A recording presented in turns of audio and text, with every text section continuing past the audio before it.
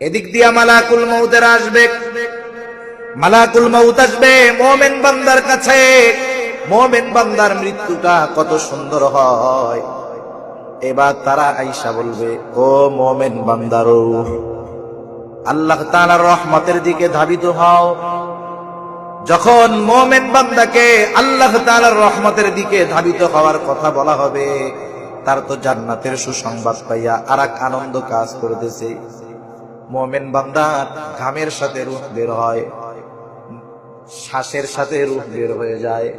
এজন্য দেখবেন অনেক নেককার বান্দা, খেয়াল করে দেখবেন, পৌষ মাসের শীত মৃত্যুবরণ করেছে, কিন্তু ওই ঠান্ডার মধ্যেও ঘেমে আল্লাহর বান্দা অস্থির। কপাল ঘামা, এটা ইমানি মৃত্যুর একটা আলামত। অধিকাংশ ক্ষেত্রে মুমিন যাদের মৃত্যু সুন্দর হয়, এদের কপাল ঘামা, ঘামের সাথে রূহ বের হয়। রূহটা কেমনে বের হয়? নবীজি বলেন, জগের থেকে গ্লাসে যখন পানি ডালা হয়, কেমনে ডালেন? আস্তে আস্তে করে সুন্দরভাবে ডালেন না, নাকি ধাক্কা মেরে বলেন? আস্তে আস্তে যত্নের সাথে ডালা হয়। মুমিন বান্দার রূহ ওই রকম তার দেহর মধ্য থেকে আস্তে করে ওই ফেরেশতাদের নরম সুঘ্রাণময় কাপড়ের মধ্যে চলে আসে। আসানের সাথে তার মৃত্যু হয়ে যায়। এইবার ফেরেশতারা ওই রূহটা কাপড়ে পেঁচায় আসমানের দিকে চলে যায়। প্রত্যেকটা আসমানের দরজা আছে, প্রত্যেকটা আসমানের দরজায় পাহারাদার আছে। যখন তার রূহটা নিয়ে যায়, চতুর্দিকে ঘ্রাণ ছড়িয়ে যায়। জিজ্ঞাসা করে, কার রূহ? বলে, অমকের ছেলে অমক। বলে, হ্যাঁ, লোকটা বড় ভালো ছিল, তার জন্য আসমানের দরজা খোলার অনুমতি আছে। এইভাবে 7 আসমানের দরজা তার জন্য খুলে দেওয়া হয়। আল্লাহ তাআলার পক্ষ থেকে ঘোষণা আসে, যাও, আমার এই বান্দার নামটা ইল্লিনের মধ্যে অন্তর্ভুক্ত করে দাও। নেককার বান্দার দুনিয়ার জিন্দেগি শেষ হইল। বদকার যারা দুনিয়াতে আল্লাহর হুকুম মানে নাই, গুনাহ করছে, মৃত্যুর ব্যাপারে কোনো পরোয়া ছিল না, এরাও তো মরবে, নাকি মরবে না? এদের মরণটা কেমন হবে? রাসূল আকরাম সাল্লাল্লাহু আলাইহি ওয়াসাল্লাম বলেন, একদল কুশ্রী চেহারার ফেরেশতা গন্ধযুক্ত মোটা কাপড় পরে তার সামনে হাজির হবে। শুধু তাই না, সালার চটের মধ্যে খসখসা একটা কাপড় নিয়ে আসবে। তাদের চেহারা দেখেই সে ভয় পেয়ে যাবে, ভীত হয়ে যাবে। তারা বলবে, আয়েশা, এই বদকার বান্দার রূহ আল্লাহর গজবের দিকে ধাবিত হোক। এইবার রূহটা দেহর থেকে বের হতে চায় না, দেহর মধ্যে দৌড়াদৌড়ি করবে। কারণ কি? কারণ হলো, রূহটা এই দেহর সাথে থাকতে থাকতে, অনেক দিন থাকতে থাকতে একটা সম্পর্ক হয়ে যায়, সহজে বের হতে চায় না। দৌড়াদৌড়ি করবে, সিটাসিটি করবে, ছাটাছাটি করবে, তার কষ্ট শুরু হয়ে যাবে, রূহ দেহ থেকে বের হতে চাইবে না। এইবার ফেরেশতারা জোর করে তার দেহ থেকে রূহটাকে টেনে বের করবে। হাদিসের মধ্যে অনেকগুলো উপমা আসছে, কেমন কষ্ট হবে তার। এক বর্ণনায় আসছে, তুলার গাইঠের মধ্যে, তুলার মধ্যে যদি কাঁটাযুক্ত ডালকে ঢুকায় দেওয়া হয়, পেঁচানো হয়, টান দিলে যেমন তুলা সহ জোর করে ওটাকে বের করে আনা হয়, ওই কাঁটার সাথে যেমন তুলা বেঁধে থাকে, অনুরূপ ভাবে জোর করে তার দেহটাকে বের করা হবে। আর এক বর্ণনায় আসছে, একটা জীবিত ছাগলকে যদি তার চামড়া ছিলে ফেলা হয়, ওই ছাগলের যত কষ্ট হয়, একজন বদকারের মৃত্যুর সময় তার চাইতে বেশি কষ্ট হয়। নেককার বান্দারা দেখবেন অনেক সময় মৃত্যু পরবর্তীকালীন সময়, অনেক আল্লাহর বান্দা আমরা দেখেছি অসুস্থ অবস্থায় চেহারাটা কালো হয়ে গেছে, কিন্তু নেককার আল্লাহর বান্দা মৃত্যুর পর চেহারা আর কালো নাই, সুন্দর হয়ে গেছে। কেমন যেন হাস্য উজ্জ্বল চেহারা, কেমন জানি চেহারার মধ্যে হাসতেছে। আবার দুনিয়াতে অনেক বদকারের চেহারা আমরা দেখেছি, দুনিয়ার মধ্যে চেহারা অনেক সুন্দর ছিল, লাল টকটকা ছিল, কিন্তু মৃত্যুর পর চেহারাটা ভয়ানক হয়ে গেছে, সুন্দর চেহারাটা কালো হয়ে গেছে। বদকার মানুষ এরকম অনেক আপনারাও দেখছেন। কারণ কি? মৃত্যুর সময়ের ওই কষ্ট, জোর করে তার দেহ থেকে রূহটাকে বের করা হয়, বলতে কোনো বাধা নাই। অনেক সময় এমনও হয় যে গাল দিয়ে পায়খানা পর্যন্ত বের হয়ে যায়, এত কষ্ট হয় তার মৃত্যুতে।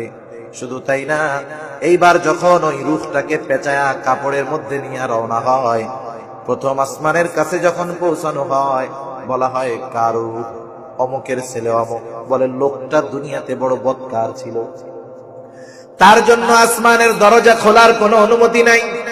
আল্লাহর পক্ষ থেকে আদেশ হলো, যাও এই গোলামের নাম সিজ্জিনের মধ্যে অন্তর্ভুক্ত করে দাও, দুনিয়ার হায়াতটা শেষ।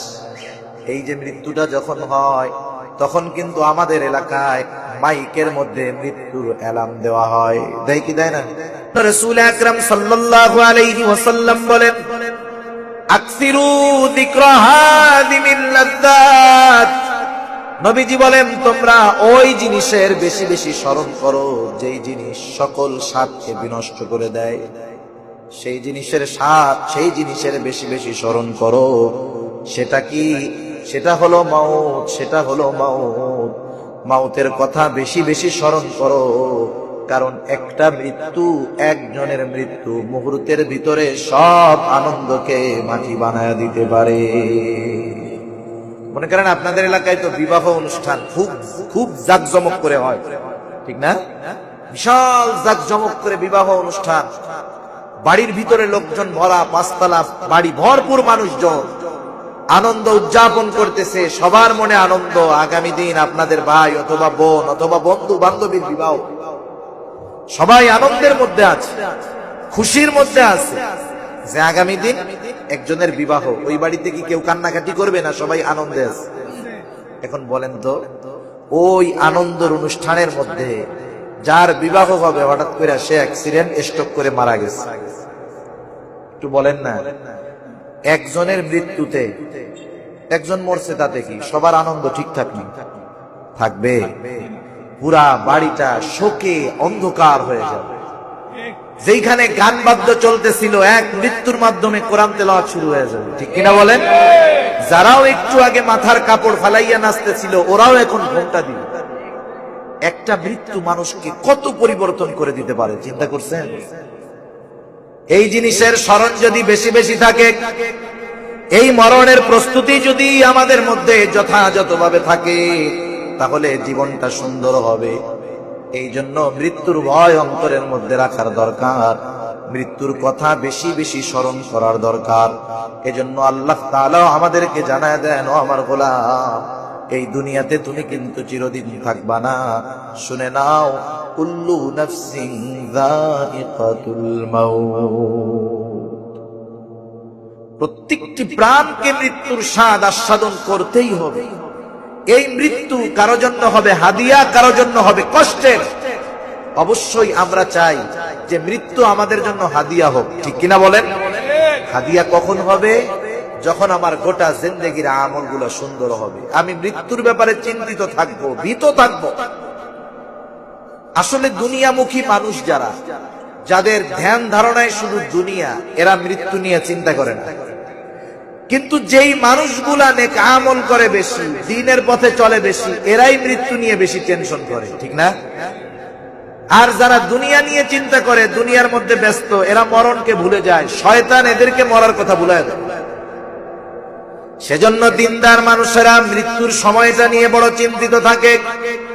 আল্লাহ তাআলা কোরআনুল কারীমের মধ্যে সেই জন্য বলেন, ইন্নাল্লাযীনা ক্বালু রাব্বুনাল্লাহ, আমরা যদি আমাদের মৃত্যুটাকে হাদিয়া হিসাবে পরিণত করতে যাই, আমরা যদি চাই আমাদের মৃত্যুটা সুন্দর হোক, ঈমানের সাথে হোক, পরবর্তী ঘাটিগুলা আমাদের জন্য সহজ হোক, তাহলে আমাদের জন্য কি করণীয়, কি বর্জনীয়, সব কিছু আল্লাহ রাব্বুল আলামিন জানিয়ে দিয়েছে।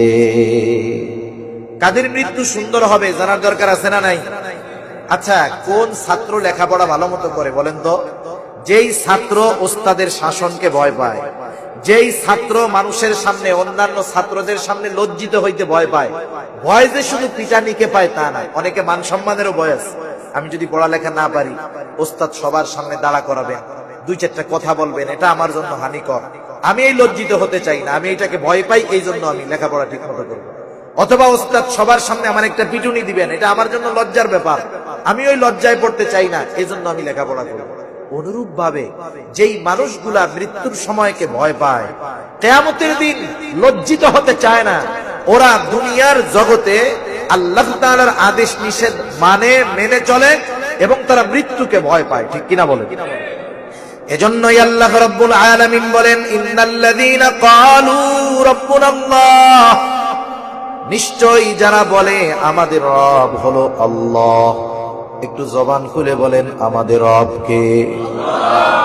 যারা বলে আমাদের রব আল্লাহ, একটা দাবি হলো মৌখিক দাবি, আর একটা হলো কর্মের দাবি। দুইটার মধ্যে তফাৎ আছে। যেমন মনে করেন সব কিছু কিন্তু শুধু মুখ দিয়ে বললেই হয় না, কিছু জিনিস আছে কর্মের মাধ্যমেও সেই দাবিটা পূরণ করতে হয়। যেমন কিছু বিষয় আছে, যেমন শুকরিয়া, শুকরগুজার বান্দা হওয়া। শুধুমাত্র যে আলহামদুলিল্লাহ বললেই শুকরিয়া আদায় হয়, বিষয়টা এমন নয়। অনেক সময় কর্মের মাধ্যমেও শুকরিয়া প্রকাশ হয়ে যায়। যেমন বোঝানোর জন্য বলি, একজন মানুষ খানা খাইতেছে, বিবাহ বাড়িতে খানা খাচ্ছে, সে খানাটা খাইতেছে দাঁড়ায়া, বাম হাত দিয়ে চামচ দিয়ে খানা খায়, বাম হাত দিয়ে খানা খাইতেছে, দাঁড়ায়া খানা খাইতেছে, খানা নষ্ট হইতেছে, অপচয় হইতেছে। এইভাবে খেলাফে সুন্নাত, খানা খাবার পর সে যদি তসবির দানা নিয়ে 100 বার বলে আলহামদুলিল্লাহ খানাটা ভালো, আলহামদুলিল্লাহ খানাটা ভালো, বলেন তো মূলত শুকরিয়া আদায় হয়েছে? হয় নাই। কিন্তু আর এক আল্লাহর বান্দা খানা খাইতে বসতে সুন্নাত তরিকায় বিসমিল্লাহ বলে খানা শুরু করছে, ডান দিক দিয়া খাইছে, খানা ফালায় নাই, বাম হাতে খায় নাই। খাওয়া দাওয়া শেষ করার পর প্লেটটা সুন্দর মতো চেটে খাইলো, অপচয় করে নাই। লোকটা খানা শেষ করার পরে দোয়া পড়লো, কিন্তু আলহামদুলিল্লাহ বলতে মনে নাই। বলেন তো এই লোকটা তো আলহামদুলিল্লাহ বলে নাই, কিন্তু সুন্নাত পদ্ধতিতে খাইলো। মৌখিকভাবে শুকরিয়া আদায় না করলেও সুন্নাত তরিকায় আমলটা করার কারণে অটোমেটিকলি শুকরিয়া আদায় হয়ে যায়। সেজন্য মুখ দিয়া বললেই সবকিছু হয় না, কিছু জিনিস আছে কর্মে পরিণত করতে হবে। আল্লাহ তাআলা এই জন্য বলেন, যারা বলে আমাদের রব আল্লাহ, এতটুকুর পরেই আল্লাহ শেষ না করে দিয়া এরপরে বললেন সুম্মাস্তাকামু, আল্লাহকে রব বলার পরে এই কথার উপরে অটল থাকে, দৃঢ়তার উপরে থাকে। আল্লাহকে রব বললে কি হয়? আল্লাহকে রব বলে স্বীকার করার পর দুনিয়ার সব কিছু বাদ দিতে হয়। রব যা বলে সব কিছু মানতে হয়, রবের আদেশ মানতে হয়, নিষেধ যা করেছেন তা থেকে বিরত থাকতে হয়। এক কথায় রব যাতে সন্তুষ্ট সেটা করতে হয়, রব যাতে অসন্তুষ্ট হয় সেটা থেকে বিরত থাকতে হয়। কেউ যদি আল্লাহর নাফরমানি করে আর বলে আমার রব আল্লাহ, তাইলে এই কথার যেমন কোনো মূল্য নাই, অনুরূপ ভাবে কেউ যদি মৌখিক ভাবে নাও বলে কিন্তু কর্মে রবের গোলামি করে, বুঝতে হবে মুখ দিয়ে না বললেও কর্মের দ্বারা বোঝা যায় যে সে আল্লাহর গোলাম। আমার রব আল্লাহ, এটা শুধু মৌখিক দাবির মধ্যে সীমাবদ্ধ থাকলে হবে না, কর্মেও পরিণত করতে হবে। মূল কথা এটা। এখন বলেন, আল্লাহ তাআলাকে কেউ যদি রব বলে স্বীকার করে নামাজ ছাড়তে পারবে? পারবে না।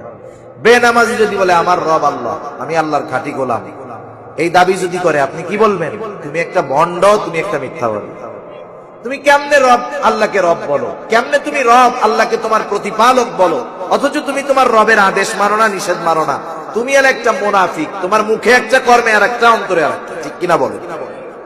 তাহলে আল্লাহকে রব বললে বলেন তো সুদ খাওয়া যায় নাকি? আল্লাহকে রব বললে ঘুষ খাওয়া যায় নাকি? আল্লাহকে রব বললে অন্যকে কষ্ট দেওয়া যায় নাকি? অন্যের হক নষ্ট করা যায় নাকি? বলেন তো আল্লাহকে রব বললে মাঝে মধ্যে বিপদ আপদ আসে কি আসে না? সমাজে অনেক সময় আপনি যদি ভালো কাজ করতে চান তাতেও বাধার সম্মুখীন হইতে হয়, স্বাভাবিক ব্যাপার। যে জামানা আসতেছে আপনি ভালো কাজ করতে গেলেও বাধার সম্মুখীন হতে হবে, গুনার থেকে বাঁচতে চাইবেন বাধার সম্মুখীন হতে হবে। কত মানুষ অনেক সময় ফোন দেয়, হুজুর পুলিশে চাকরি করি, চাকরি নিছি, যে পরিস্থিতি, ছেড়ে দিলে সন্তান পরিবার পরিজনের কি হবে, চাকরি করি হুজুর, ঘুষ টুস নিতে চাই না, কিন্তু এমন এক পরিস্থিতি, একসাথে যদি ডিউটি করি 5 জন নিচে, আমি যদি না নেই তাহলে আমি সমস্যায় পড়ে যাই, কি করব? আমার নামে বিভিন্ন অভিযোগ দিয়ে দেয় বড় অফিসারদের কাছে, ঘুষ খাই না, এটা আরো ক্রেডিট ভালো হওয়ার কথা ছিল, আরো প্রশংসা করবে না যে আমাদের সাথে আমরা অপরাধ করি কিন্তু লোকটা কত ভালো, ঘুষ খায় না। হুজুর না খাই এই কারণে, খাই না এই কারণে রিপোর্ট দেয় বড় অফিসারের কাছে, ও আমার ঘুষ খায় না, ভাগ ভুগ লয় না, কি করবো হুজুর, আমি তার কি বুদ্ধি দিব বলেন তো। আমি বললাম শুনেন, যেহেতু আপনার বিপদের কারণ হইতে পারে, আপনি তো ওই সময় বাধ্য হইয়া নিবেন, ঠিক আছে, কিন্তু সোয়াবের নিয়ত ছাড়া গরিবদেরকে দিয়ে দিবেন। আর চেষ্টা করেন যথাদ্রুত সম্ভব চাকরির মেয়াদ শেষ করে জানি এটা সাইডে অন্যটা ধরা যায়। এছাড়া আমার আর কি বলার আছে। তাহলে দেখেন, অপরাধ করবে না, মানুষের আরো প্রশংসা করার দরকার ছিল যে লোকটা হালাল খাবার ব্যাপারে উদ্বুদ্ধ, কিন্তু উল্টা হালাল খাইতে যাইয়া বিপদে পড়তে হয়, ঠিক না? কেমন এক জামানা। তাহলে বোঝা গেল আল্লাহকে রব বললে বিপদ আপদের সম্মুখীন হওয়া লাগতে পারে, ঠিক কিনা বলেন? কিন্তু যদি বিপদ আপদ চলে আসে, এমন করা যাবে না যে আমি যেই দাবি করেছিলাম আমার রব, বিপদের কারণে রবকে অসন্তুষ্ট করা যাবে না। প্রয়োজনে জীবন দিয়ে দিতে হবে, সব ত্যাগ করতে হবে, রবকে অসন্তুষ্ট করা যাবে না। এই জন্য আল্লাহ তাআলা বলতেছেন, শোনো, নিশ্চয়ই যারা বলে আমাদের রব আল্লাহ, এবার আল্লাহকে রব বললে যত বাধা বিপত্তি কষ্ট আসুক না কেন, সুম্মাস্তাকামু, ইস্তেকামতের উপরে থাকে, দৃঢ়তার উপরে থাকে, কষ্ট ক্লেশকে উপেক্ষা করে দুনিয়ার জিন্দেগি অতিবাহিত করে, হারাম খায় না, কষ্টে জীবন যাপন চালায়, এই মানুষগুলা যখন মৃত্যুর নিকটবর্তী হয়ে যায়, এই মানুষগুলা যখন জীবনের অন্তিম মুহূর্তে পৌঁছায় যায়, খেয়াল করে দেখবেন, যেই মানুষগুলা সারা জিন্দেগি আল্লাহর গোলামি করেছে, এখন বয়সটা একেবারে শেষের দিক, 70-80 বছর বয়স, সারা জীবন আল্লাহ তাআলার আদেশ নিষেধ মান্য করেছে, এখন মৃত্যুর কাছাকাছি বয়স, এই ধরনের মানুষদেরকে গিয়ে জিজ্ঞাসা করবেন, ও চাচা, ও দাদা, দাড়িগুলাতে পেকে গেছে, বয়স তো শেষের দিক, এই শেষ সময় আপনার মনে কি চায়? দেখবেন ওই মুরব্বী দাড়ি পাকা আল্লাহর গোলাম জবাব দিবে, দুনিয়াতে আর কিছু চাই না, এখন একটাই চাওয়া, জানি ঈমানের সাথে দুনিয়া থেকে যেতে পারি, ঠিক না? এগুলা কিন্তু, এই কথা কিন্তু সবাই বলবে না, যারা সারা জীবন আল্লাহ তাআলার আদেশ নিষেধ মানছে ওরা বলবে।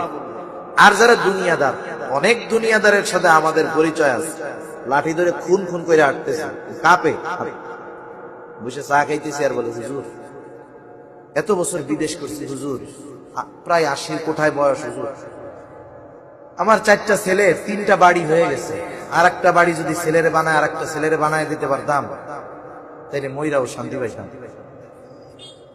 হায় হায়, ওই আল্লাহর বান্দা সারা জীবন আল্লাহর গোলামি কইরা সে ঈমান নিয়ে মরার টেনশনে আছে, আর ইনি সারা জীবন দুনিয়া কামাই কইরা আল্লাহর নাফরমানি কইরা মরার আগেও কি কয়, যদি আরেকটা বাড়ি বানানো শেষ করতে পারতাম তাইলে মইরাও শান্তি পাইতাম। তাহলে শয়তান এদেরকে কেমন করে মৃত্যুর কথা বলায় রাখছে, চিন্তা করছেন? সেজন্য আল্লাহ তাআলা বলেন, আমার গোলামেরা যারা জীবনের অন্তিম মুহূর্তে চিন্তিত, ভীত, কারণ কেন এই মানুষগুলা ভীত, তারা জানে আমি সারা জিন্দেগি আল্লাহর গোলামি করেছি, কিন্তু আমার জবানের শেষ কথা যদি লা ইলাহা ইল্লাল্লাহ না হয়, অথবা আমার জীবনের শেষ মুহূর্তটা যদি ঈমান বিচ্ছিন্ন হয়ে যায়, আমি যদি বেঈমান হয়ে দুনিয়া থেকে বিদায় নিয়ে যাই, আমার সারা জিন্দেগির আমল কোনো কাজে আসবে না, আমার নামাজ, আমার রোজা, আমার হজ, আমার যাকাত কাজে আসবে না। আমার এইগুলা যদি কাজে লাগাতে হয়, আমার ঈমানটা মৃত্যু সহকারে দরকার। এই জন্য ভয় পায়, আরো ভয় পায়, কারণ হলো শয়তান সারা জিন্দেগি আমাদেরকে ধোঁকা দেয়, কিন্তু মরণের সময় শয়তান তার পূর্ণ বাহিনী নিয়ে একজন মুমিনের কাছে চলে আসে ধোঁকা দেওয়ার জন্য। কারণ শয়তান জানে এই মুহূর্তে আমি যদি এই লোকটাকে ঈমানবিহীন দুনিয়া থেকে বিদায় করাতে পারি, আমার মিশনটা সাকসেসফুল। এই ভয় মুমিনের মধ্যে কাজ করে, এই জন্য মুমিন বান্দা মৃত্যুকে ভয় পায়। আর আল্লাহ তাআলাও জানায় দেয়, ও আমার গোলাম, সারা জীবন আমার গোলামি করলা, মৃত্যুর ব্যাপারে তুমি ভীত আছো, শয়তান তার বাহিনী নিয়ে আসবে, তুমি চিন্তিত হয়ো না, শয়তান তার বাহিনী নিয়ে আসবে ঠিক, আর আমি আল্লাহ তোমার সাহায্যের জন্য আমার আসমানের বাহিনী পাঠায়া দিব। এই যে মৃত্যুর ভয়, আমি আপনি যদি মৃত্যুর ভয় রাখি, সাহায্য আসবে কার থেকে? সে কথাই আল্লাহ তাআলা বলেন, তাতানাজ্জালু আলাইহিমুল মালাইকা। আল্লাহ তাআলা বলেন, আসমান হতে ফেরেশতারা বাহিনী পাঠায় দেওয়া হবে। ওই যে মুমূর্ষ ব্যক্তি, মরণাপন্ন ব্যক্তি, যেই ব্যক্তির জীবনের অন্তিম মুহূর্তে চলে যায়, সে কিন্তু মৃত্যুর আগের অবস্থা টের পায়, ফেরেশতাদের উপস্থিতি টের পায়। আল্লাহ তাআলা বলেন, তাতানাজ্জালু আলাইহিমুল মালাইকা, একদল স্পেশাল ফেরেশতার বাহিনী তার কাছে চলে আসবে। সে তো শয়তানের আক্রমণের ভয়ে ভীত। এইবার আইসা ওই ফেরেশতারা তাকে সুসংবাদ দিবে, আল্লাহ তাখাফু ওয়ালা তাহজানু ওয়া আবশিরু বিল জান্নাতিল্লাতী কুনতুম তুআদুন। আল্লাহ তাআলা বলেন, শুধু যে আসবে তা নয়, অনেক সময় আমরা যখন বিপদ আপদে পড়ি, একটা মানুষকে দেখলে একটু ভয়টা কমে, কিন্তু যদি আইসা আবার আমার কাছে বলে, কি ভাই ভয়ের কোনো কারণ নাই, আমিও আছি, চলেন একই পথের প্রতি, বলেন তো তখন ভয় কমে, সাহস বাড়ে, ঠিক না? ফেরেশতারা আইসা যখন বলবে, ও আল্লাহর বান্দা, আল্লাহ তাখাফু ওয়ালা তাহজানু, আল্লাহর বান্দা তুমি ভয়ও পেও না, চিন্তাও করো না, তুমি চিন্তাও করো না, ভয়ও পেও না। এইবার তার ভীতি চিন্তাকে দূর করার জন্য আরেকটু সুসংবাদ দেয়। শুধু তাই না, ওই লোকটা দুনিয়ায় থাকা অবস্থায় ফেরেশতারা ওই আল্লাহর খাঁটি বান্দাকে জান্নাতের সুসংবাদ দিয়ে দেয়। ওয়া আবশিরু বিল জান্নাহ, আল্লাহ তাআলা বলেন, ওই ফেরেশতারা আয়েশা বলে, ভয়ও পেও না, চিন্তাও করো না, আরে জান্নাতের সুসংবাদ নাও। সুবহানাল্লাহ। যে কোনো সুসংবাদ শুধু মুখ দিয়েই যে দিতে হয় তা নয়, অনেক সময় বিভিন্ন কারণে বিভিন্ন পদ্ধতিতে সুসংবাদ পাওয়া যায়। যেমন এক বন্ধু আর এক বন্ধুর বাড়িতে বেড়াইতে আসছে, বন্ধুর বিরিয়ানি খাইতে খুব ভালো লাগে। বিরিয়ানি একটা রাজকীয় খাবার না, বিরিয়ানি খাইতে খুব ভালো লাগে। বিরিয়ানি যদি ভালো মতো রান্না করা হয়, ঢাকনা খুইলা দিলেই দেখবেন ঘ্রাণে আশেপাশে ছড়ায়। এখন দোস্তরে তো খাওয়াইতে নিয়ে আসছে, বলে দোস্ত তোমার জন্য সারপ্রাইজ আছে, আমার বাড়িতে আজকে তুমি দুপুরের খাবার খাবা। কি খাওয়াবা? আরে চলো যাই, চলো যাই, সুসংবাদ আছে তোমার জন্য, চলো। এখন গিয়া ড্রয়িং রুমে বসছে, পাশেই ডাইনিং রুম। এইবার বন্ধুর মা খাবার দাবার রেডি করতেছে। যখনই গরম গরম বিরিয়ানি প্লেটে করে আনছে, ঘ্রাণ ছড়াইছে না, এপাশে দোস্ত নাকে টান দিয়ে কয়, দোস্ত বিরিয়ানির ঘ্রাণ আসতেছে রে দোস্ত। এবার দোস্ত বলে, এইটাই তোমার জন্য সুসংবাদ। এখন দেখেন, সুসংবাদ দেখাও লাগে না, শোনাও লাগে না, মাঝে মধ্যে ঘ্রাণের মাধ্যমেই পাওয়া যায়, ঠিক না? হয়তো ওই আল্লাহর বান্দা জান্নাতের ঘ্রাণ তার নাকের মধ্যে আসবে, এটা তার জন্য সুসংবাদ। আবার অনেক সময় সুসংবাদ দেখার মাধ্যমে পাওয়া যায়, অনেক সময় শ্রবণ করার মাধ্যমে পাওয়া যায়। দেখে নাই, তাকে বলা হলো, তুমি চিন্তা করো না, তুমি কিন্তু জান্নাতের বান্দা। তাহলে সুসংবাদ শ্রবণের মাধ্যমে হতে পারে, দেখার মাধ্যমে হতে পারে, ঘ্রাণের মাধ্যমে হতে পারে। যে অবস্থায় হোক না কেন, ফেরেশতারা আইসা ওই আল্লাহর বান্দাকে জান্নাতের সুসংবাদ দিয়ে দেয়। আর শোনো, আমরা কে জানো? তুমি তো ভয় পাইতেছো মিয়া, আমরা হলাম তোমার বন্ধু। আল্লাতী কুনতুম তুআদুন, ওই জান্নাতের সুসংবাদ গ্রহণ করো, যেই জান্নাতের ওয়াদা দিয়েছে কে? জোরে বলেন। আল্লাহ তাআলার ওয়াদাকৃত জান্নাতের সুসংবাদ নিয়ে নাও। আর তুমি চিন্তা করো না, সুসংবাদ দিয়েই যে আমরা চলে যাব, বিষয়টা এমন নয়। নাহনু আউলিয়াউকুম ফিল হায়াতিদ দুনিয়া ওয়া ফিল আখিরাহ। ওরা এবার বলবে, শোনো, আমরা দুনিয়ায় তোমার বন্ধু রূপে ছিলাম, আখিরাতেও বন্ধু রূপে থাকবো। দুনিয়াতেও তোমার বন্ধু আছি, তুমি যখন দুনিয়া থেকে ইন্তেকাল করে আখিরাতের পথে যাইবা, ওই সময় তুমি একা না, বন্ধু হিসাবে আমরাও আছি। এখন বলেন, সফর যদি কষ্টের হয়, সফর সঙ্গী যদি ভালো হয়, কষ্ট এমনিই কমে যায়, ঠিক কিনা বলেন? এই যে তার সাথে ফেরেশতাদের কথোপকথন চলতেছে, ইতিমধ্যে তো মালাকুল মউতের টাইম হয়ে গেছে চলে আসার। এবার মালাকুল মউত আসবে। মুসনাদে আহমদের লম্বা হাদিস যে নেককার বান্দার মৃত্যুর অবস্থাটা কেমন হবে, লম্বা হাদিস। রাসূল আকরাম সাল্লাল্লাহু আলাইহি ওয়াসাল্লাম বলেন, যখন কোন নেককার বান্দার মৃত্যুর সময় হয়, আসমান হতে মৃত্যুর ফেরেশতারা সাদা সুন্দর সুঘ্রাণময় পোশাক পরিধান করে। শুধু তাই না, তাদের চেহারাগুলা হয় সুশ্রী চেহারা। নরম একটা কাপড় নিয়ে মৃত্যু পথযাত্রী আল্লাহর বান্দার কাছে হাজির হয়ে যায়। এইবার ওই আল্লাহর বান্দা তো একদল ফেরেশতা এসে তাকে জান্নাতের সুসংবাদ দিচ্ছে, আর একদল ফেরেশতা তার জান কবজ করতে আসছে। বুঝতে হবে, হাদিসের মধ্যে আসছে মৃত্যুর যন্ত্রণাটা সত্য, কোনো সন্দেহ নাই। আমার আপনার নবীরও কিন্তু কষ্ট হয়েছে, কিন্তু অনেক সময় হয় কষ্ট হয়, কিন্তু বিভিন্ন কারণে কষ্টটা অনুধাবন হয় না। হয় না এরকম? মনে করেন যখন অপারেশন করে, অপারেশন করলে এর আগে অ্যানেস্থেসিয়া দেওয়া হয়, মানে ওই জায়গাটাকে কি করা হয়, অবশ করা হয়, এরপরে অপারেশন করে। এর কারণ কি এইটা না যে তার কষ্ট হয় নাই, তা নাই, ওই অ্যানেস্থেসিয়া দেওয়ার কারণে কষ্টটা অনুভব হয় নাই। কষ্টটা কি হয় নাই? অনুভব হয় নাই। কষ্ট হয়েছে ঠিক, কিন্তু কষ্টটা অনুভব হয় নাই। যেমন হযরতের কথা মনে পড়লো, আল্লামা জুবাইর আহমদ আনসারী রাহমাতুল্লাহি আলাইহি হুজুর মাঝে মধ্যে এই উদাহরণ দিতেন, আমরা শুনছি, আপনারা তো আরো বেশি শুনবেন, যে মৃত্যুর সময় মুমিন বান্দার কষ্ট হয় না কেন? মুমিন বান্দারে জান্নাতের সুসংবাদ দিছে, এই জন্য কষ্ট হয় না মৃত্যুর। উনি উদাহরণটা দিতেন কেমনে? এখন তো আমাদের ছোট ছোট বাচ্চাদেরকে আমরা মুসলমানি দেওয়াই ডাক্তারের কাছে নিয়ে, তাই না? আগের আমলে যারা মুসলমানি দিয়েছে এরা কি ডাক্তারের কাছে দিয়েছে নাকি? এটা জানি কি কয় মুরব্বি, আজাম। হায় হায়, কোন এলাকায় যদি পোলাপান হাজাম দেখছে, কার বাড়িতে আসবে ঠিক নাই, ওইটারে দেখাই সব দিবা, ঠিক কিনা বলেন? যে কারটা কাইটা দেয় তার ঠিক না, ওইটারে দেখলেই ভয় লাগতো। কেমন যাই হোক, হাজাম আইসা যখন ওরে ধরতো তো কান্নাকাটিতে শেষ। হাজাম আইসা ওরে নির্ভয় দিত, ওর সাথে গল্প করতো, ওর প্রিয় জিনিস কি শুনতো, জিজ্ঞাসা করতো কালেমা পড়তে পারো? বলে হ্যাঁ পারি। উনি কইতো যাই, ওই যে তোর বাপ কইলো তুই বলে পারস না? না আমি পারি। এই যে পোলাপানকে আস্তে আস্তে তার মন অন্য দিক নিত, এইভাবে কথা বলতেছে ওরে বলতেছে, এই তোর কি পিঁপড়ায় কামড়ায়? পিঁপড়ায় কামড়াইলে ব্যথা লাগে? না আমার ব্যথা লাগে না। তো একটা সিমটি দেই তো, একটু সিমটি দেয়। ব্যথা লাগে? না না না। এই কথা চলতেছে। কি খাইতে ভালো লাগে? রসগোল্লা। কয় লাগে রসগোল্লা আনছেন? হ্যাঁ আনছি।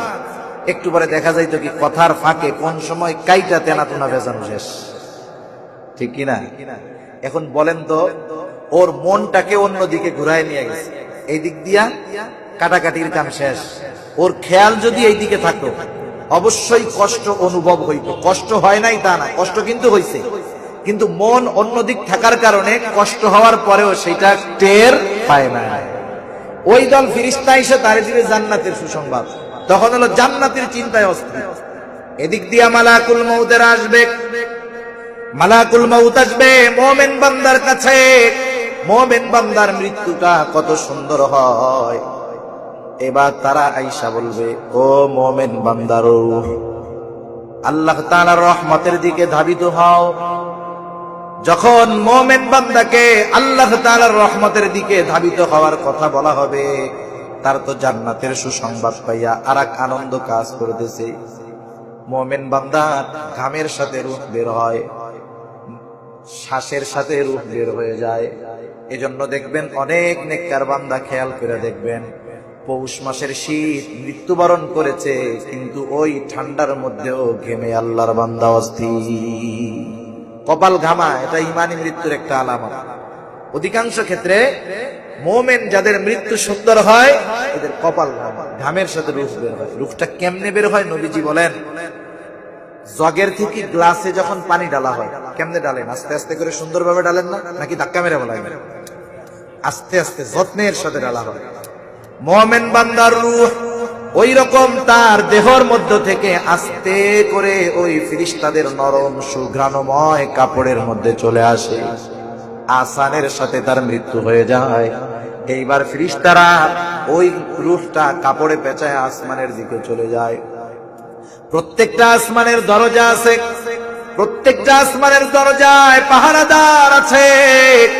যখন তার রূহটা নিয়ে যায়, চতুর্দিকে ঘ্রাণ ছড়িয়ে যায়।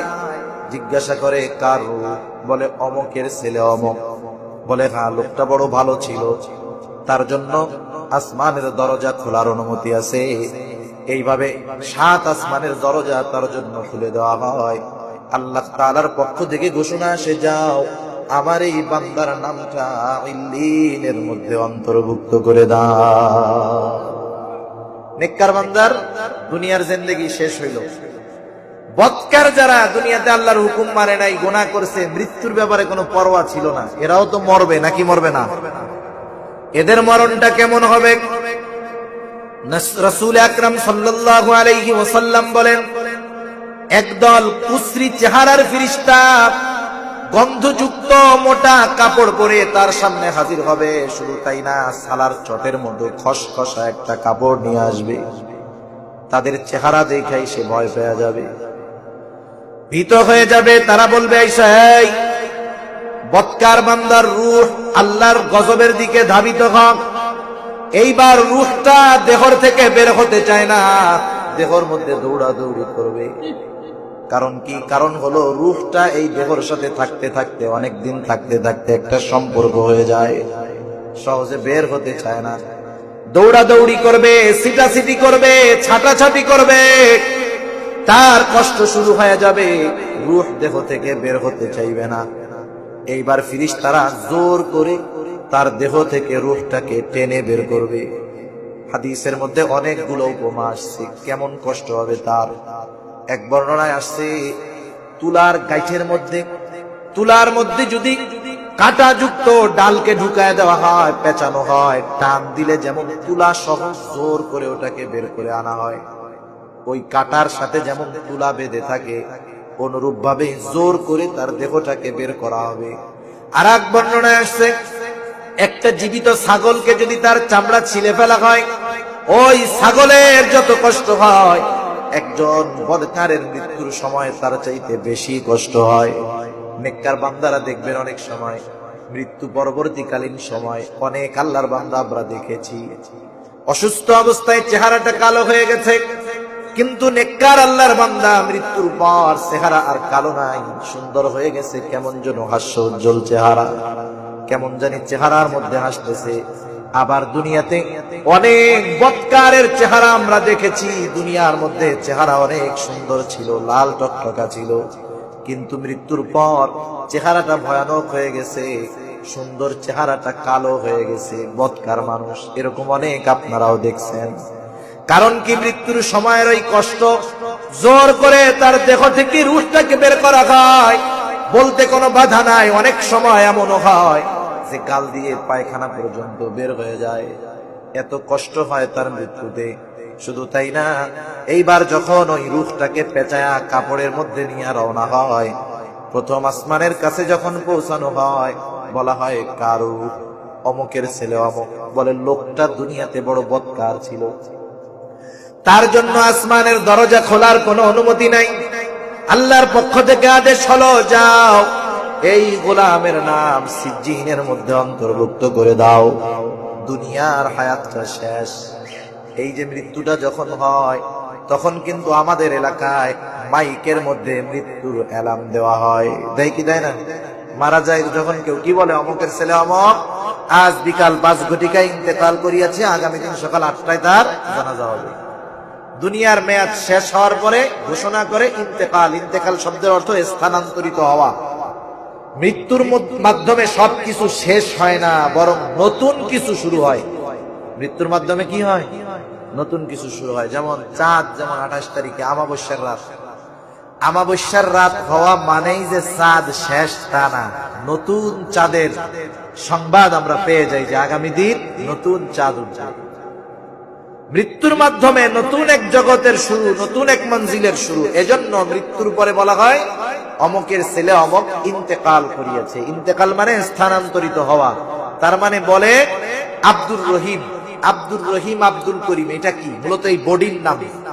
এ মাংসের নাম না, ওটার নাম হলো রুহের নাম। কারণ দেহ তো দুনিয়ার মধ্যেই থাকে, হাতও থাকে, পাও থাকে, চোখও থাকে। এরপরেও যেই লোকটার ব্যাপারে আমরা মৃত্যু সংবাদ পাই, তার দেহটা যদি সিলেট শহরে থাকে, আমরা কি বলি? এই 8টা বাজে গেল, লাশ তো এখনো আসলো না, ঠিক না?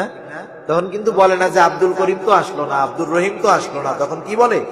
লাশ তো আসলো না। লাশ শব্দটার মূল অর্থ হলো লা শাইউন, যার কিছুই নাই। কি নাই? যেটা নাই সেটা দেখাই যায় না, ওইটাই মূল। আব্দুর রহিম ইন্তেকাল করিয়াছে, তার মানে আব্দুর রহিম দুনিয়ার জগৎ থেকে নতুন এক জগতে গেছে, ইন্তেকাল করিয়াছে। ইন্তেকালের পরে তার যেই প্রথম ঘাঁটি, সেটার নাম হলো কবর, প্রথম ঘাঁটি। আমরা মনে করি যে ওই সিংহায় ফুৎকার হবে, সবার মৃত্যু হবে, এরপরে আখেরাত শুরু, কিয়ামত শুরু। বিষয়টা এমন না। কিয়ামতটা দুই ভাগে বিভক্ত করেছে পরকালকে, একটা হলো কিয়ামতে সুগরা আর একটা হলো কিয়ামতে কুবরা। মৃত্যুর সময় থেকে নিয়ে ওই কিয়ামতে কুবরা শুরু হওয়ার আগ পর্যন্ত এটাকে বলা হয় কিয়ামতে সুগরা।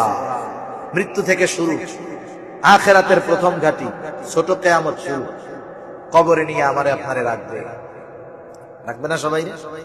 সাদা প্যাকেটে মুড়াইয়া সুন্দর মতো নিয়ে রাখবে। সবাইকেই সাদা কাপড় পরাবে, সবাইকেই জানাজা দিবে, গোসল দিবে, সবাইকেই একই সাইজের কবরে রাখবে। কিন্তু সবার কবর তো একরকম হবে না, হবে বলেন? সবার কবর একরকম হবে না। কার কবর হবে জান্নাতের বাগান, কার কবর হবে জাহান্নামের গর্ত, ওইটা দুনিয়ার কর্মের দ্বারাই নির্ধারিত হবে, ঠিক কিনা বলে? এজন্য দুনিয়ার সময়টাকে কাজে লাগানোর দরকার, মৃত্যুর ভয় বেশি বেশি রাখার দরকার। এইবার যখন কবরের মধ্যে আমাকে আপনাকে রাখা হবে, আমাদের প্রত্যেককেই 3টা করে প্রশ্ন করা হবে, কি হবে না? 3টা প্রশ্ন হবে। 1 নাম্বার প্রশ্ন, আমার রব্বুক, তোমার রব কে? 2 নাম্বার প্রশ্ন, আমার দীনুক, তোমার দিন কি? 3 নাম্বার প্রশ্ন, নবীজিকে দেখায় বলা হবে, মা হাদার রাজুলুল লাযী বুইসা ফীকুম। আর এক বর্ণনায় আসছে, জিজ্ঞাসা করা হবে, ওমান নাবিয়্যুক, তোমার নবী কে? প্রত্যেককেই এই 3 প্রশ্ন করা হবে। প্রথম প্রশ্ন, মার রব্বুক, তোমার রব কে? জোরে বলেন তো, আমাদের রব কে? এখন বলেন তো, দুনিয়ার পরীক্ষার উত্তরগুলা লুকানো থাকে, দুনিয়ার পরীক্ষার প্রশ্ন কিন্তু জানায় না, প্রশ্ন গোপন থাকে। কিন্তু কবরের প্রশ্ন আগেই ফ্লাশ করে দেওয়া হইল। এর মানে বুঝতে হবে, যেই প্রশ্ন গোপন থাকে সেই প্রশ্ন সহজ, কিন্তু যেই প্রশ্ন আগের থেকে বলে দেওয়া হয়, জায়গা মতো ওই প্রশ্নের জবাব দেওয়া কিন্তু বড় কঠিন। আমরা যদি চিন্তা করি যে আমি আমার আত্মীয় স্বজনের কাছে ওসিয়ত করে যাবো যে আমি মারা যাওয়ার সময় এই 3 প্রশ্নের জবাব কাগজে লেখা কাফনের মধ্যে দিয়া দিবি, মুনকার নাকির আসবে, জিজ্ঞাসা করার আগেই বলবো যে তুমি কি প্রশ্ন করতে চাও, এই যে আমার উত্তর ধরে নাও। এ কাজ করলে হবে? এই প্রশ্নের জবাব আমলের সাথে সম্পৃক্ত। কিছু প্রশ্নের উত্তর পড়ালেখা মুখস্থের সাথে সম্পৃক্ত, আর এই প্রশ্নগুলোর জবাব আমলের সাথে সম্পৃক্ত। প্রথম প্রশ্ন, মার রব্বুক, তোমার রব কে? যেই ব্যক্তি দুনিয়াতে পরিপূর্ণভাবে রবের হুকুম আহকাম মেনে চলেছে, রবের আদেশ নিষেধ মেনে চলেছে, সে বলবে দুনিয়াতে যার গোলামি করলাম তারে চিনব না, আমার রব হলো আল্লাহ। 2 নাম্বার প্রশ্ন করবে, আমার দিন, তোমার দিন কি, তথা দুনিয়াতে কিভাবে তুমি জীবন যাপন করেছো? লোকটা বলবে, আমি সারা জিন্দেগি ইসলামের উপরে চললাম, সারা জিন্দেগি আমি ইসলামের উপরে পরিচালিত হয়েছি, আমার জীবন, আমার পরিবার, আমার ব্যবসা, আমার সংসার, আমার রাজনীতি, আমার সব কিছু ইসলামের আলোকে চালিয়েছি, তাইলে আমার জীবন ব্যবস্থা কি আমি জানবো না? এটা হইতে পারে না। বলবে আমার দিন হলো ইসলাম। তাহলে দুনিয়াতে যারা ইসলামী অনুশাসন মেনে চলবে তারাই জবাব দিতে পারবে আমার দিন ইসলাম। এবার 3 নাম্বার প্রশ্ন, নবীকে দেখায় বলা হবে, মা হাদার রাজুলুল লাযী বুইসা ফীকুম, এই ব্যক্তিকে যাকে তোমাদের কাছে প্রেরণ করা হয়েছিল। আমরা যদি মনে করি মুখস্থ কইরা যায় কইয়া দিন, কাজ হবে না। যেই মানুষগুলো দুনিয়ার মধ্যে নবীজিকে মহব্বত করেছে, নবীজির সুন্নাহ অনুযায়ী জীবন চালিয়েছে, ওরাই বলে দিবে হাদা নাবিয়ুনা মুহাম্মাদুর রাসূলুল্লাহ। তাহলে তোমার রবকে, এই প্রশ্নের জবাব আল্লাহ তাআলার আনুগত্যের সাথে সম্পৃক্ত। তোমার দিন কি, এই প্রশ্নের জবাব দুনিয়াতে ইসলামের উপরে চলতে হবে, এই বিষয়ের সাথে সম্পৃক্ত। তোমার নবীকে, এই প্রশ্নের জবাব দিতে হলে নবীকে মোহাব্বতের সাথে, নবীর অনুসরণ করার সাথে সম্পৃক্ত। এখন বলেন, যেই মানুষগুলা নবীর অনুসরণ করলো না, সুন্নাহ মুআফিক চললো না, ইসলামের উপরে জীবন পরিচালনা করলো না, আল্লাহ তাআলার আদেশ নিষেধ মানলো না, এই মানুষগুলা মৃত্যুর পরে এই প্রশ্নের জবাব দিতে পারবে? এখন বলেন, এই লোক মারা যাওয়ার পরে এর জন্য কোরআন খতম দিয়া, দোয়া দুরূদ পড়াইয়া কি লাভটা হবে বলেন? সেজন্য নিজেকে আগে প্রস্তুত করতে হবে। আর তারাই প্রস্তুত করে যারা মৃত্যুকে ভয় পায়, ঠিক কিনা বলেন? এবার আসেন, এই নেককার বান্দা তো প্রশ্নের জবাব দিল, প্রশ্নের জবাব দেওয়ার কারণে সে নিঃসন্দেহে পাস, ঠিক কিনা? এইবার আল্লাহর পক্ষ থেকে ঘোষণা আসবে, সাদাকা আবদি, সাদাকা আবদি, ফাফরিশুহু মিনাল জান্নাহ ওয়ালবিসুহু মিনাল জান্নাহ ওয়াফতাহু লাহু বাবান ইলাল জান্নাহ। আল্লাহর পক্ষ থেকে ঘোষণা আসবে, আমার বান্দা সত্য বলেছে, সত্য বলেছে। ফাফরিশুহু, আল্লাহ রাব্বুল আলামিন বলবেন তার জন্য জান্নাত থেকে বিছানা এনে বিছায়া দাও। ওয়ালবিসুহু মিনাল জান্নাহ, জান্নাত থেকে জান্নাতি পোশাক এনে তাকে পরায়া দাও। ওয়াফতাহু লাহু বাবান ইলাল জান্নাহ, জান্নাতের সাথে তার একটা দরজা খুলে দাও, যাতে করে জান্নাতের আবহাওয়া তার কবরের মধ্যে চলে আসে। মনে করেন একটা ঘর বানাইলো মানুষ ফাঁকা জায়গায়, ফাঁকা জায়গায় ঘর বানানোর পরে সে যদি দক্ষিণ পাশে জানালা টানালা না দেয়, এরে বলদ বলবে না সবাই?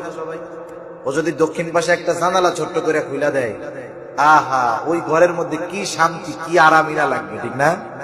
যখন ওই কবরের সাথে জান্নাতের একটা দরজা খুলে যাবে, জান্নাতের আবহাওয়া ঘেরান কবরের মধ্যে আসবে, কবরটা জান্নাতের একটা ছোট্ট বাগানে পরিণত হয়ে যাবে। সুবহানাল্লাহ। আর এক হাদিসের মধ্যে আসছে, আল্লাহর পক্ষ থেকে ঘোষণা হবে, আমার এই বান্দার কবরকে বিস্তৃত করে দাও, তার দৃষ্টি সীমা যত দূর যায় তত দূর পর্যন্ত। শুধু তাই না, আরেক বর্ণনায় আসছে, এই তিন প্রশ্নের জবাব দেওয়ার পর ফেরেশতারা বলবে, নাম কানাউমিল আরুস, তুমি প্রশ্নের জবাব দিয়েছো, এখন তুমি ঘুমাও যেমন করে নতুন দুলা ঘুমায়। এক একজনের তো এক এক জিনিস প্রিয়। বুজুর্গানে দিন বলেন, অনেকগুলা হাদিস আছে, মনে হইতে পারে একজনের জন্য সবগুলা কেমনে হয়? সবার তো সবকিছু প্রিয় না। দুনিয়াতে আছে কেউ সুযোগ পাইলেই কি করে? ঘুমায়। কেউ দেখবেন যে একটু টাইম পাইছে ও ঘুমাবে, ওর তো ঘুম আরাম। হয়তো ওর বেলায় বলবে যে তুই দুনিয়াতে তো ঘুমাইছিলি, মানুষে ডিস্টার্ব করতে, এখন তুই ঘুমা। আবার কোন কোন আল্লাহর বান্দা আছে দেখবেন ওর ছোট বাসা ভালো লাগে না, বিশাল বড় বাসা হবে, খোলামেলা জায়গা হবে, ভালো লাগবে, হয়তো ওর কবরটাকে বিস্তৃত করে দেওয়া হবে, তাই না? আবার অনেকে আছে আড্ডা দিতে ভালো লাগে, আছে না? অনেকে দেখবেন যে সুযোগ পাইলেই বন্ধুদেরকে বাসায় ডাকে, নাইলে বন্ধুদের বাসায় যায়, নাইলে যে কোনো এক জায়গায় বসে কি করে, গল্প গুজব করে, আড্ডা মাড্ডা দেয়। এই জন্য সুযোগ আছে। সবাই যখন কবরের মধ্যে জবাব দেবে, একা একা কবরে থাকতে হবে। লম্বা সফর, লম্বা সফর যদি সঙ্গীবিহীন হয়, যত আরামদায়ক গাড়ি হোক না কেন, বিমান হোক না কেন, যদি সফর লম্বা হয়, সঙ্গী না থাকে, ওই সফরটা কষ্টের হয়ে যায়, ঠিক না? মনে করেন আপনি সিলেট থেকে কক্সবাজার যাবেন, একেবারে সবচাইতে ভালো গাড়ি, গ্রিন লাইন গাড়ির মধ্যে উঠছেন, বিজনেস ক্লাস সিট, লম্বা সফর, আপনি একা। আপনি যখন গাড়ি ভরপুর, আপনার পাশেও যাত্রী আছে, আপনার পকেটে দামি মোবাইল, টাকা আছে, পাশের যাত্রী কেমন নাকি আপনার টেনশনে দেখবেন ঘুম আসে না। না জানি কোন সময় এমনি মাঝে মধ্যে পত্রিকায় দেখি অজ্ঞান পার্টি অজ্ঞান বানায় সবকিছু নিয়ে যায়, কি হইব না হইব ঠিক আছে, ঘুমই আসবে। কিন্তু ওই জায়গায় যদি আপনার একজন বিশ্বস্ত বন্ধু থাকে, আপনি কি করবেন? দোস্ত তুমি সজাগ থাকো, আমি ঘুমাই, ঠিক না? আপনি মনে করেন হোটেলে নামলেন, বাথরুমে যাবেন, এত বড় একটা ব্যাগ কাঁধে লাগাইছেন, হোটেলের বাথরুম গুলো একবারে ছোট ছোট, আপনি ব্যাগ কই রাখবেন, বাথরুম কেমনে করবেন? বাইরে রাইখা যদি বাথরুম করতে যান, বাথরুমই হবে না ভিতরে যাওয়ার পরে, টেনশনের ঠেলায় না জানি ব্যাগটা নিয়ে কে পালায়। কিন্তু যদি একজন ভালো সফর সঙ্গী থাকে, কোনো টেনশন নাই, তার হাতে দিয়ে আপনি আপনার জরুরত সাধ্য করবেন। সেজন্য লম্বা সফরে যদি উত্তম সঙ্গী হয়, সফরটা আরামের হবে, আরামের সফর হবে যদি বিশ্বস্ত বন্ধু থাকে সাথে। এরপরে সে কবরের মধ্যে একা, হঠাৎ দেখবে একজন সুদর্শন মানুষ তার দিকে আসতেছে, সে কোনোদিন তারে দেখে নাই। তাকে জিজ্ঞাসা করবে, কে হে তুমি? অপরিচিত আগন্তুক, তোমাকে তো আমি কোনোদিন দেখি নাই, তুমি কোথা থেকে আসলা? এইবার ওই সুদর্শন অপরিচিত আগন্তুক বলবে, ভাই তুমি কি আমাকে চিনতে পারো নাই? আমি হলাম তোমার দুনিয়ার নেক আমল, সুন্দর আমল। আল্লাহ তাআলা তোমার সুন্দর আমলকে সুন্দর সুরত দিয়ে পাঠায় দিয়েছে, তুমি ভয় পেও না। আমি ততক্ষণ পর্যন্ত তোমার থেকে আলাদা হব না যতক্ষণ না তুমি জান্নাতে প্রবেশ করো। আমি জান্নাত পর্যন্ত তোমাকে পৌঁছাইয়া দিয়া এরপরে আমি তোমার থেকে আলাদা হব, তুমি চিন্তা করো না। তার কবরের সফরটা আরামের সফর হয়ে যাবে। আর যেটা বদকার, জবাব দিতে পারবে না, তিন প্রশ্ন করবে, বলবে লা আদরি, আমি কিছু জানি না। আল্লাহ তাআলার পক্ষ থেকে ঘোষণা আসবে, কাযাবা আবদি, কাযাবা আবদি, ফাফরিশুহু মিনান নার ওয়ালবিসুহু মিনান নার ওয়াফতাহু লাহু বাবান ইলান নার। আল্লাহর পক্ষ থেকে ঘোষণা আসবে, আমার এই বান্দা মিথ্যা বলেছে, তার কবরের মধ্যে আগুনের বিছানা বিছায়া দাও, জাহান্নাম থেকে আগুনের পোশাক এনে তাকে পরায়া দাও। শুধু তাই না, জাহান্নামের সাথে তার ঘরের কবরের একটা দরজা খুলে দাও। এবার তার কবরটা হয়ে যাবে জাহান্নামের একটা গর্ত। কত সংকীর্ণ হবে! এক হাদিসের মধ্যে নবীজি বলেন, এইবার তার কবরটার মাটি দুই দিক দিয়ে চাপ দেওয়া হবে, এত সংকীর্ণ হবে, এত চাপ দেওয়া হবে, এক পাজরের হাড় অপর পাজরের মধ্যে ঢুকে যাবে। শুধু তাই না, কবরের মধ্যে তার জন্য হরেক রকমের আযাব থাকবে। এমন এমন ফেরেশতা নিযুক্ত করে দেওয়া হবে। এক হাদিসের মধ্যে আসছে, বদকারের কবরের মধ্যে একজন ফেরেশতা নিযুক্ত করে দেওয়া হবে, যে বধির, কানে শুনে না, চোখে দেখে না। বিশাল বড় একটা হাতুড়ি তাকে দেওয়া হবে।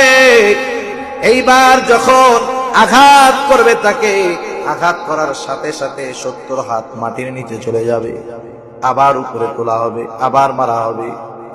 এই হাতুড়িটা এত বড়, এত শক্ত, যদি বড় কোনো পাথরের পাহাড়ের উপরে মারা হতো, ওই পাহাড় সাথে সাথে ধুলায় পরিণত হয়ে যেত। কবরের মধ্যে সে চিৎকার করবে। কবর বলতে কি, ওইটা আর একটা জগৎ, আলমে বরজাখ। তাকে কবরে দেওয়া হোক, আগুনে পোড়ায়া দেওয়া হোক, সাগরে ফালায়া দেওয়া হোক, সে নতুন আর একটা জগতে যাবে। ওটা লোক চক্ষুর অন্তরালের একটা জগৎ। যেমন জিনদের মধ্যে সব হয়, জিন আছে, বিশ্বাস হয়তো অনেক আধুনিক মুসলমান আছে জিন বিশ্বাস করতে চায় না। ও কিন্তু জানে না যে জিন যদি অবিশ্বাস করে, কোরআন অবিশ্বাস করা হবে, বেঈমান হতে হবে। কারণ কোরআনের মধ্যে জিনদের নামে আলাদা একটা সূরাও আল্লাহ নাজিল করেছে। সুবহানাল্লাহ। জিনদের মধ্যে মারামারি হয়, বিবাহ শাদী হয়, আনন্দ হয়, সব হয়। হয়তো অনেক জিন এইখানে কথা শুনতেছে, কিন্তু আমরা তাদেরকে দেখতে পারি না। ওইরকম আলমে বরজখটা, ওখানে সব আছে, সুখ আছে, কষ্ট আছে, আনন্দ আছে, বেদনা আছে। জিনরাও মারামারি করলে আওয়াজ হয়, চিৎকার হয়, কিন্তু আমরা শুনতে পারি না। ওই আলমে বরজখ এরকম হবে, মানুষ শুনতে পারবে না। শুনতে পারে কারা? নবীজি বলেন, মানুষ এবং জিন ছাড়া বাকি প্রাণী সব শুনতে পায়। সুবহানাল্লাহ। এটা বিজ্ঞান দিয়ে ব্যাখ্যা যদি করতে যাই, আধুনিক বিজ্ঞান অনেক সময় কথাটাকে অস্বীকার করে, যে কেমনে হইতে পারে, আওয়াজ হইলে মানুষ শুনবে না কেন? আওয়াজ হইলে মানুষ শুনবে না কেন? যারা সায়েন্স নিয়ে পড়াশোনা করছেন ওনারা বুঝবেন, মানুষের শ্রবণ করার একটা সর্বশেষ লিমিট আছে আর সর্বোচ্চ লিমিট আছে। মানুষ যখন ওই আওয়াজটা অতি ক্ষীণ হয়, তার লিমিটের চাইতে কম হয়, সে তখন শুনতে পারে না। আবার যখন আওয়াজটা ওভার ক্রস হয়, তার শ্রবণ শক্তির মাত্রা অতিরিক্ত হয়, তখনও মানুষ শুনতে পারে না। তার মানে কবরে যাদের আযাব হয়, আওয়াজটা এত বেশি যেটা মানুষের কান শুনতে পারে না। অতি আওয়াজও শুনতে পারে না, একবারে স্বল্প আওয়াজও মানুষ শুনতে পারে না। আল্লাহ তাআলা মানুষের শ্রবণ শক্তির একটা লিমিটেশন দিয়ে দিয়েছেন। এখন বলেন, ওই যে কবরে যারা আযাব হচ্ছে, তার আযাবের পরে যেই আওয়াজ, সেটা যদি আমাদের শ্রবণ শক্তির মাত্রার চাইতে বেশি হয়, আমরা শুনতে পারবো? আমরা শুনতে পারবো। কিন্তু কিন্তু আমাদের সমাজে যে প্রাণীগুলো আছে, প্রাণী, কুকুর, কুকুর মানুষের চাইতে বহুগুণ বেশি শ্রবণ শক্তি তার বেশি। এজন্য দেখবেন কুকুর এই জায়গায় শুয়ে আছে, ওই দূরে কেউ হাঁটলে ডাক শুরু করে দেয়, অল্পতে তার আওয়াজ খুব ভাবে টের পায়। সেজন্য এই যে প্রাণীগুলা আছে, ওদের শ্রবণ শক্তি মূলত আমাদের চাইতে অনেক বেশি। এজন্য আল্লাহর নবীও বলেছেন যে কবরে আযাব হয়, এই আযাবের আওয়াজ মানুষ এবং জিন ছাড়া যত এরকম প্রাণী আছে এরা শুনতে পারে। এটা আল্লাহর নবী বলেছেন, এবং শুনতে পারে এটা বিজ্ঞানসম্মত ব্যাপার, অবৈজ্ঞানিক কোনো বিষয় নয়। এজন্য দেখেন, মৃত্যুর ভয় আমাদের দরকার। মৃত্যুর ভয়ের মাধ্যমে আখিরাত সুন্দর হয়। মৃত্যুর ভয় যদি থাকে, দুনিয়ার আমল সুন্দর হয়। আমি যদি প্রতিনিয়ত দৈনিক 20 বার, বুঝুদানে দিন বলে, বেশি বেশি মৃত্যুর কথা স্মরণ করো, দৈনিক 20 বার কমপক্ষে করো, এতে কি হবে? মৃত্যুর স্মরণের দ্বারা আমার আমল সুন্দর হবে। আমি যদি কোনো গুনাহ আসে, আমি চিন্তা করি গুনাহটা করতে করতে যদি মইরা যাই, তাহলে কি হবে? তাহলে দেখেন, তখন গুনাহ থেকে ফেরা সহজ হবে। যে আমল করতেছি, আমি যদি চিন্তা করি যে এই যে নামাজটা পড়তেছি, নামাজটা হয়তো শেষ নামাজ হইতেই পারে, এরপরে রক্ত আর নাও পড়তে পারি, এই চিন্তা যদি করি, বলেন তো আমার নামাজটা সুন্দর হবে না? প্রত্যেকটা কাজ মৃত্যুর স্মরণের দ্বারা সুন্দর হয়, মৃত্যুর ভয়ের দ্বারা সুন্দর হয়। আর আখিরাতও মৃত্যুর ভয়ের কারণে আখিরাত সুন্দর হয়। কারণ কি? কারণ মৃত্যুর ভয় থাকার কারণে দুনিয়ার আমল সুন্দর হয়। দুনিয়ার আমল যার সুন্দর হয়, মৃত্যু পরবর্তীকালীন সবগুলা ঘাটি তার জন্য সুন্দর এবং আসান হয়ে যায়। ঠিক কিনা বলেন? এজন্য আল্লাহ রাব্বুল আলামিন বলেন, কুল্লু নাফসিন যায়িকাতুল মাউত, প্রত্যেকটা প্রাণীকে মৃত্যুর স্বাদ আস্বাদন করতেই হবে। কেন এই মৃত্যু? আল্লাহ তাআলা এরপরে এর জবাবটাই দিয়ে বলতেছেন, ওয়া ইন্নামা তুওয়াফাউনা উজুরাকুম ইয়াওমাল কিয়ামা,